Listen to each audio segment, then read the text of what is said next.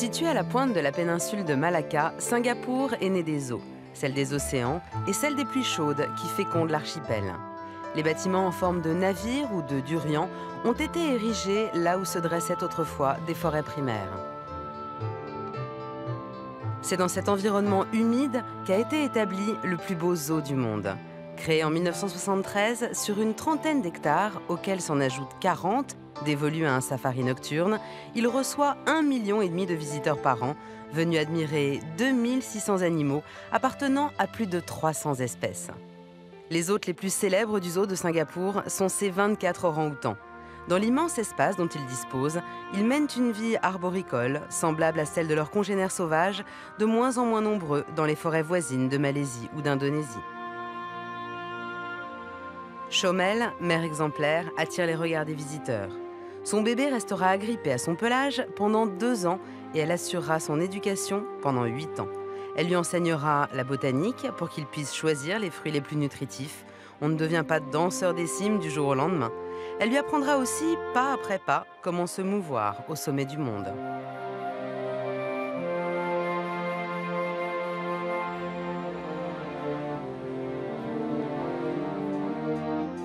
Les cimes, les airs, c'est de là que vient parfois le danger pour les suricates. Pendant qu'ils creusent des terriers à la recherche de rongeurs, petits reptiles, bulbes ou tubercules dont ils se régalent, les suricates désignent ceux d'entre eux qui se sont déjà rassasiés. Ils sont promus au rang de guetteurs officiels. Ils devront se tenir à l'affût et alerter le clan si un aigle se montrait menaçant. Le zoo de Singapour n'est pas un paradis pour tous les animaux. Ces vers n'auront guère le temps de méditer sur le sens de la vie.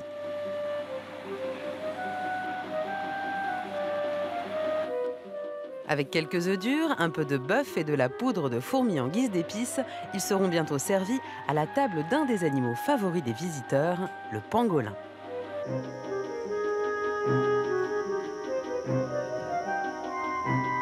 Le pangolin, mammifère édenté au corps couvert d'écailles, vit en Afrique et en Asie du Sud-Est. Il aime les habitats où son museau conique peut s'enfoncer dans la terre ou le sable à la recherche d'insectes à dévorer, notamment fourmis et termites.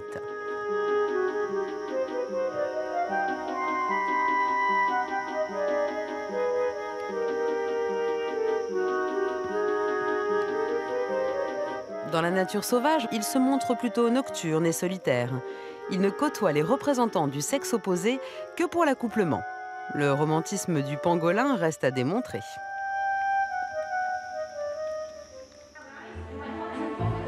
Les visiteurs du zoo sont admis à partager un repas avec les orang-outans. Chaque jour, à l'heure dite, un tronc s'abaisse. Il fait office de pont-levis et permet aux orang-outans de franchir les fossés qui les séparent du public. Après le repas, Chomel, petite fille d'Ameng, son fils et leurs amis s'offriront aux objectifs des caméras et des appareils photo.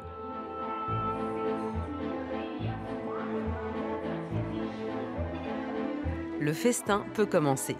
Bien qu'ils consomment aussi des bourgeons, des insectes ou des écorces, les orang-outans n'aiment rien plus que les fruits.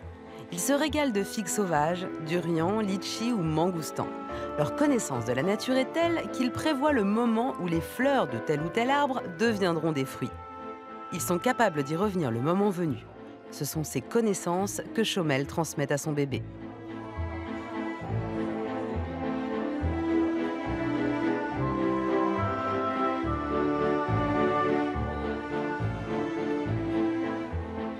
Les orang-outans de Singapour se présentent au public en ambassadeurs d'une espèce qui s'éteindra si ne sont pas stoppés les trafics, la déforestation et la culture des palmiers à huile sur ce qui fut leur territoire.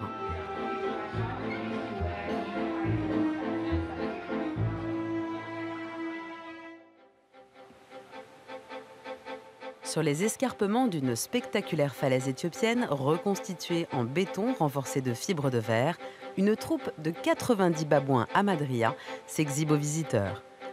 Ces babouins vivent aussi en Éthiopie, en Somalie et dans le sud de la péninsule arabique.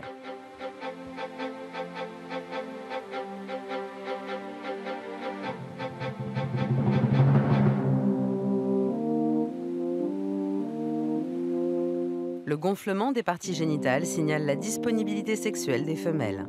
Ce jour-là, cependant, la présence d'un orage diffère chez les Hamadryas toute volonté de se divertir. Dès que la pluie arrive, la troupe se met à l'abri sous les reliefs de la falaise. C'est la débandade.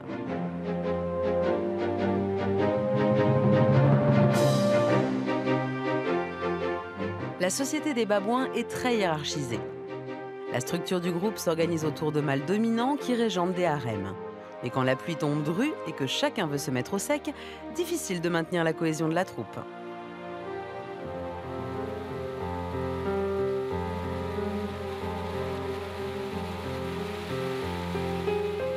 La pluie, en revanche, excite les ardeurs combatives du bouquetin de Nubie. Cette chèvre aux pieds agiles vit dans les zones montagneuses de l'Arabie, du Proche-Orient et du Soudan. Les individus s'y regroupent en hardes, exclusivement mâles ou femelles.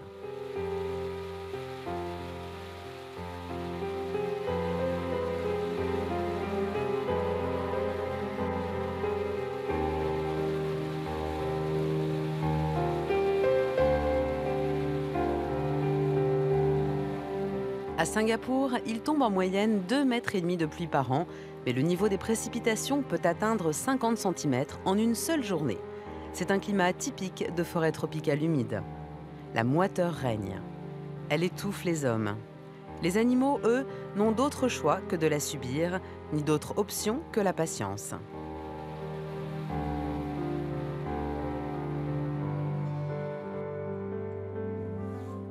Chaque jour, Chomel, Anita et autres orang-outans doivent, comme les animaux de tous les grands zoos modernes, apprendre à faire équipe avec leurs soigneurs. Leur coopération n'est pas cher payée. Un verre de grenadine et quelques fruits suffisent.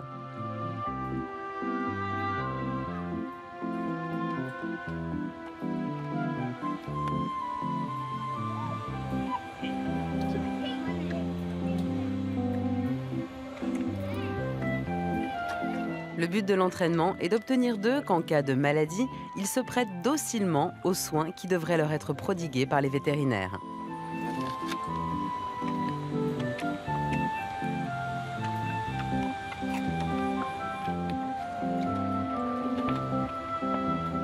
Montrer la paume de ses mains, découvrir ses gencives, se laisser examiner sous toutes les coutures, les orang-outans ont accompli les tâches que les hommes attendaient d'eux.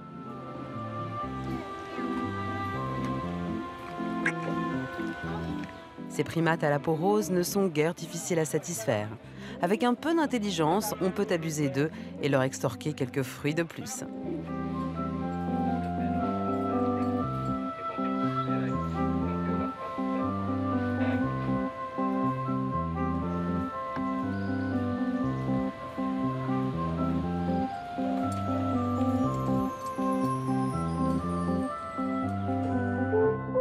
À la clinique vétérinaire du zoo, un patient attend son tour.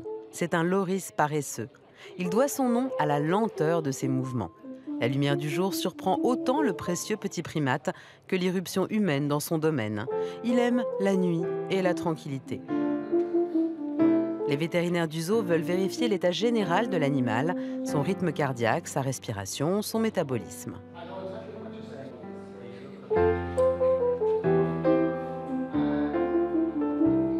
Il s'agit aussi pour les vétérinaires d'extraire un peu du poison que sécrète une glande sur l'avant-bras de l'animal. Ce poison est inactif, inoffensif, jusqu'à ce que le loris se lèche et le mélange à sa salive, ce qui produit une réaction chimique. La salive désinhibe et active les toxines. Les scientifiques du zoo mènent une étude sur cet extraordinaire système de défense. Le loris est rendu à ses deux patries, la forêt et la nuit. Gare à celui qui s'en prendrait à lui et qu'une simple morsure empoisonnerait. La femelle loris, quand elle s'éloigne pour chasser, enduit son petit de venin. La salive d'un agresseur éventuel rendra les toxines dangereuses et la proie moins désirable.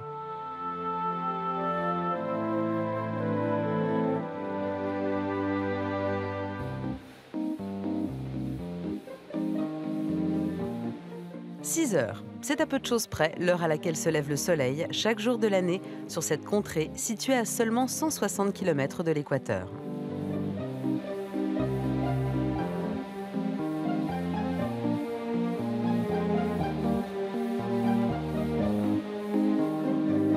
Pour Chomel, Anita et ses amis, c'est l'heure de dérouiller des membres engourdis par une nuit passée dans des nids de paille et de feuillage au sommet des structures de bois prévues à cet effet. Anita aime lancer la mode. Les visiteurs se fient à son bon goût vestimentaire. De manière générale, les orang-outans aiment utiliser des feuillages en guise de parapluie et des morceaux de tissu pour se protéger du soleil. Ces artifices ne sont pas nécessaires au tapir asiatique qui porte dès la naissance un gilet blanc sur sa peau noire.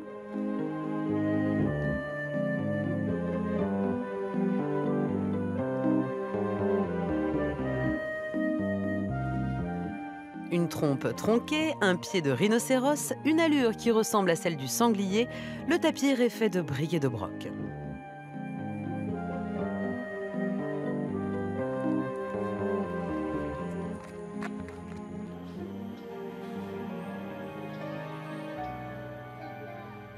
Le zoo de Singapour est fier de ses dragons de Komodo.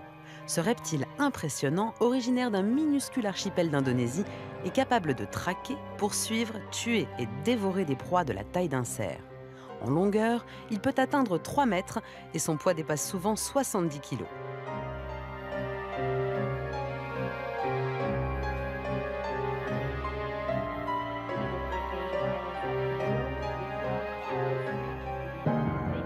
Une boîte crânienne souple, un estomac extensible permettent au varan de Komodo, quand il ne doit pas se contenter d'arracher à d'énormes proies des lambeaux de chair, d'avaler une chèvre tout entière.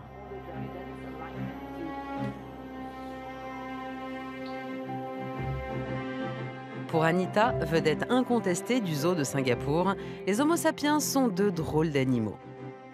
Il suffit de se dresser bien haut, de tourner sans cesse la tête vers une source d'inspiration imaginaire, d'entremêler sur une toile des barbouillis de toutes les couleurs, et les voilà gloussants et satisfaits.